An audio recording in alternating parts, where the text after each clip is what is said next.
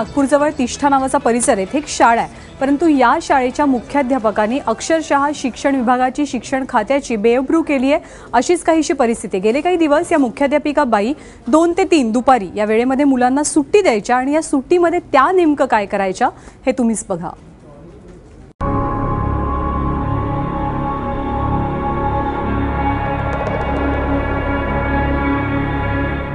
शांतता राखा, कारण मुख्याध्यापक बाई वर्गात चटई टाकून आणि उषाला पोरांचं दप्तर घेऊन झोपल्यात।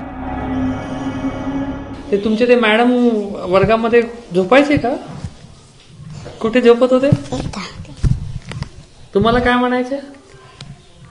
शोर मत नाही करा, हा आवाज नाही करा, आवाज नाही करा। आणि मग इथे कुठं खाली अंथरून टाकून झोपायच्या? चटई टाकून। चटई टाकून। मग तुम्हाला काय बाहेर तेवढ्या वेळ बाहेर खेळा म्हणायचं का? 3 वाजेपर्यंत खेळा। दुपारी 2 ते 3 काय करतात मॅडम? झोपते। हा झोपते। कुठे? इथे। हा इथे वर्गात। आणि मग तेवढा वेळ तुम्ही काय करता? खेळतो। कुठे खेळता? बाहेर। काय म्हणायचे मॅडम? आवाज नाही करायचा। नागपूरच्या तिष्ठी गावात झेडपीच्या शाळेतलं हे दररोजचं चित्र आहे। पुराव्याला या मदतनीस बाई आहेतच। ते पालक आले होते टीसी मागण्याकरता, तर पोरांना सांगितलं का मॅडमले आवाज द्या रे, पालक आले टीसी करता। तर पोरांना सांगितलं जा रे खेळा, तर जा रे खेळा म्हटलं, तर मग त्याने फोटोच खिचून टाकली। काय मॅडम काय करतात? झोपल्या होत्या। नेहमीच झोपतेत, वर्गातच झोपतेत नेहमीच। अंथरूण टाकून? हो, म्हणजे चटईवर नेहमीच झोपायच्या। बरं, पोरबाईंची गोष्ट घरी सांगायची, पण पालकांना विश्वास बसत नव्हता। पण परवा कांताराम नेहारे कामानिमित्त शाळेत आले, तर मुख्याध्यापिका मंदा येलकर जेवून आडव्या झाल्या होत्या। मग मोबाईल कामाला आला। एका क्लिकनं शिक्षण खात्याची बेअब्रू झाली। 4थ्या वर्गामध्ये शिकतो माझा मुलगा छगन कांतारामजी नेहारे। काय झालं त्या दिवशी? त्या दिवशी मी आलो, मुलं खेळत होते, याच्यावर चढत होते आणि रोडवरती आले होते काही मुलं।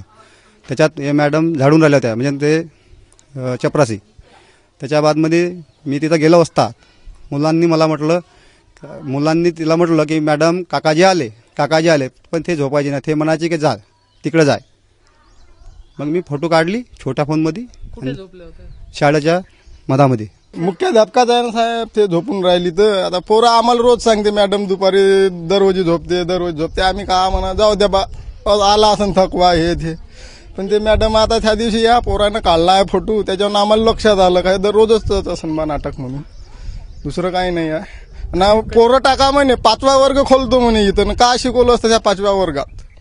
तुम्ही तरी सांगा सर, 5वा वर्ग शिकवतो म्हणे इथं, का शिकवलं असतं त्या 5व्या वर्गातले? आमच्याच पोराचं नुकसान होतं।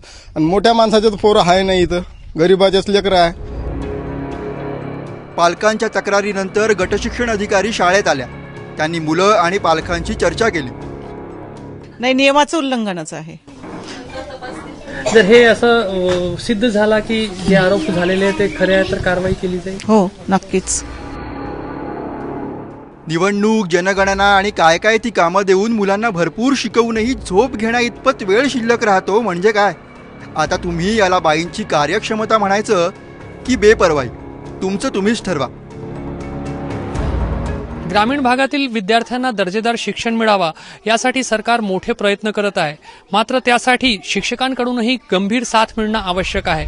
नागपूर जिल्ह्यातील तिष्ठी गावातली ही घटना जरी अपवादात्मक असली तरी ग्रामीण भागातील शाळांमध्ये नेमकं प्रकार काय चालतं याकडे शिक्षण विभागाचं लक्ष वेधणारी आहे। कॅमेरामॅन व्यंकटेश नायडूसह रजत वसिष्ठ, एबीपी माझा, तिष्ठी, नागपूर।